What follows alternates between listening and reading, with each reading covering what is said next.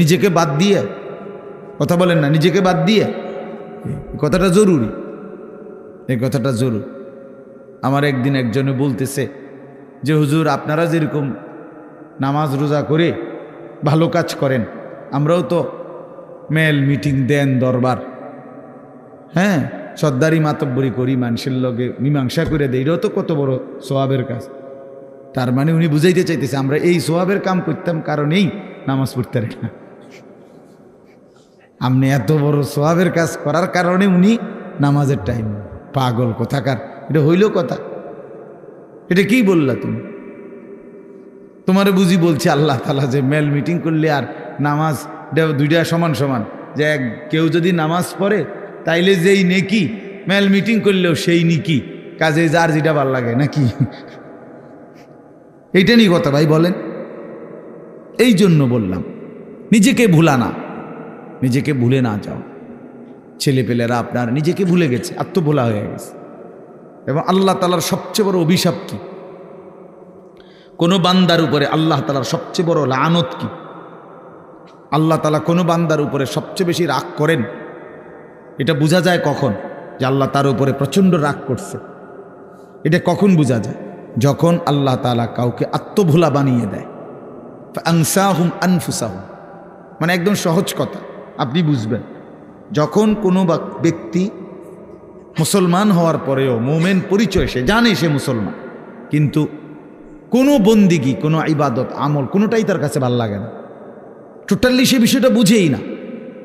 কোনো দিনই ফজরের নামাজ পড়ে না, কোনো দিনই পড়ে না। ওমা এটা কি হাইওয়ান! একদিনও ফজরের নামাজ পড়ে না, এটা কি ধরনের চতুষ্পদ জন্তু? কোনো দিনে 20 বছরের মধ্যে কোনো দিনে সে হারাম থেকে বাঁচে না, প্রতিদিনই ওজনে কম না। তার সিস্টেমে এটা ব্যবসার, যে কথা কইলেই মিছা কথা কয়, বললেই 2 নম্বরই মাল দেয়, কাস্টমারকে না ঠকাইয়া হে বেসে না, 100 গ্রাম কম দিবই, 50 গ্রাম কম দিবেই, মানে এই কিস্তি নিবেই।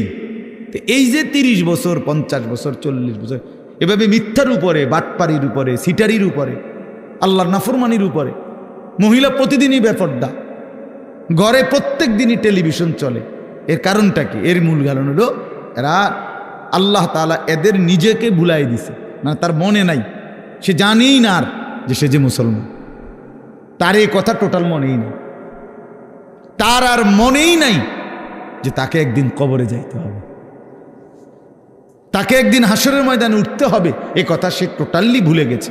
নিজের কর্তব্য, নিজের পরিণতি, নিজের গন্তব্য, নিজে কোথায় গিয়ে পৌঁছবে, কোথায় গিয়ে দাঁড়াবে, এই কিছুই তার আর মনে নাই। খাইতেছে, ঘুমাইতেছে, মনের চাহিদা পূরণ করতেছে। এটা একটা চতুষ্পদ জন্তু, জানোয়ার ছাড়া আর কিছুই না, আর কিছুই না। এ আল্লাহ তাআলা তারে নিজেকে ভুলাই দিছে। সে নিজের ভালো, নিজের কল্যাণ এটাই বুঝে না, এটাই বুঝে না, এটাই বুঝে না। নাহলে আমি নিশ্চিত আমি হারাম রোজগার করলে আমি জাহান্নামে যাব। বেটা, আমি জাহান্নামে যাইয়া তুই ফুতুরে ভাত খাওয়াইতে হবে, আমি এত ঠেকা পড়লাম কেন? আমারে কে বলছে এটা? কোন দেশের আইন এটা? কি আল্লাহর আইন না রাষ্ট্রের আইন? যে তুমি হালাল হোক হারাম হোক, মানুষের মাথাত বাড়ি দিয়ে হোক, চুরি করে হোক, ডাকাইতি করে হোক, জিফুত খাওয়াইতেই হইব, নাহলে তোমার জাহান্নামের আগুনে জ্বলতে হবে, এরকম কোনো বিধান আছে কোথাও? তো তাইলে এটা কোন নিয়ম? মূল কথা হইল সে নিজের আখিরাত ভুলে গেছে।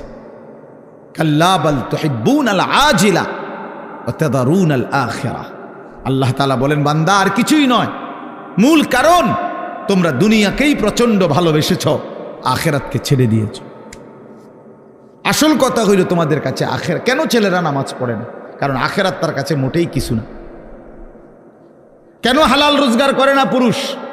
কারণ আখিরাত তার কাছে কোনো বিষয় না। সে তার কলিজার ভিতরে, এমনি মুখে কয় না আরই, তার দিলটা যদি আপনি পরীক্ষা করেন, রিপোর্ট আসবে দিলের মধ্যে হইল আখিরাত। ইনি কয় আরই হুজুর, আর কইতে লাগলি কি আর না কয়নি?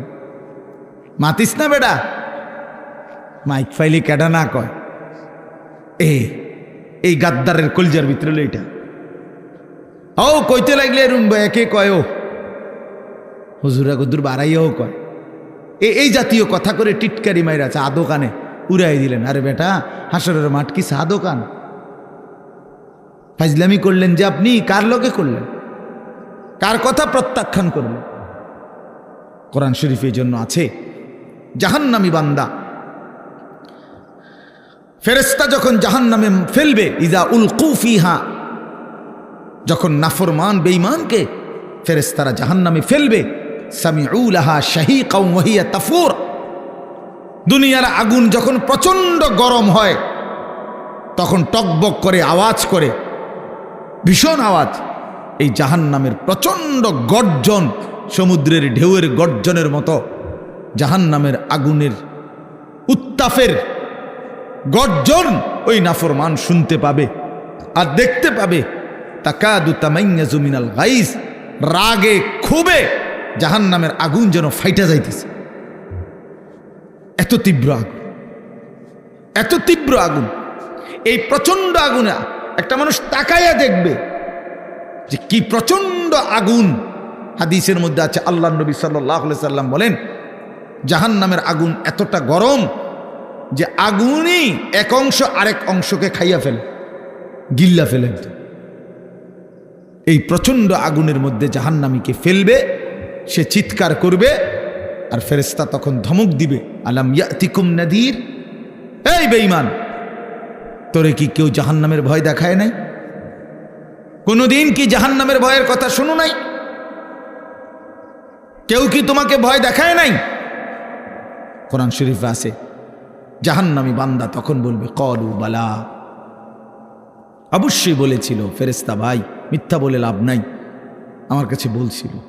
কাদ জাআনা নাদির, আমগো এলাকায়, আমগো বাড়িতে, আমগো মহল্লায় বহু ভয় প্রদর্শনকারী বান্দা আল্লাহর পক্ষ থেকে এসেছিল। আমগো কত ইমাম সাহেব, আমাদের জুমার খতিব সাহেব, কত মাহফিলের কত আলেম, কত পীর মাশায়েখ আউলিয়া বুজুর্গ চোখের পানি ফেলে ফেলে বারবার আমগরে বলছিল, কিন্তু ফাকাযযাবনা, আমি আখিরাতটাকে মিথ্যা মনে করেছি।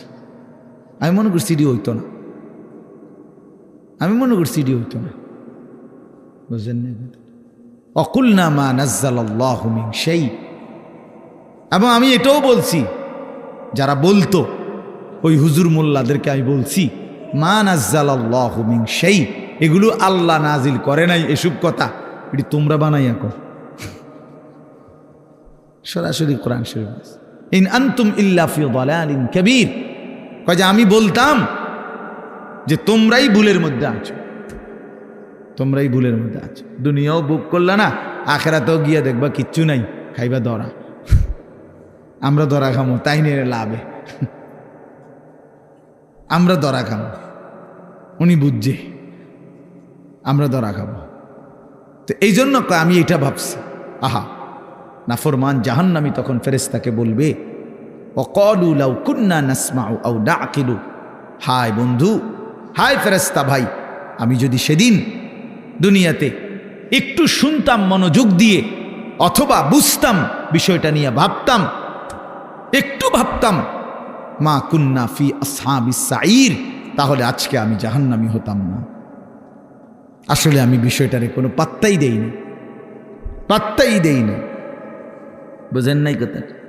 হাসতে হাসতে হাসতে হাসতে মস্কারি করতে করতে, পাত্তা না দিতে দিতে একদিন দুপুরবেলা ভাগ্যে যাইতে হয়েছে। বুঝেন নাই? হ্যাঁ।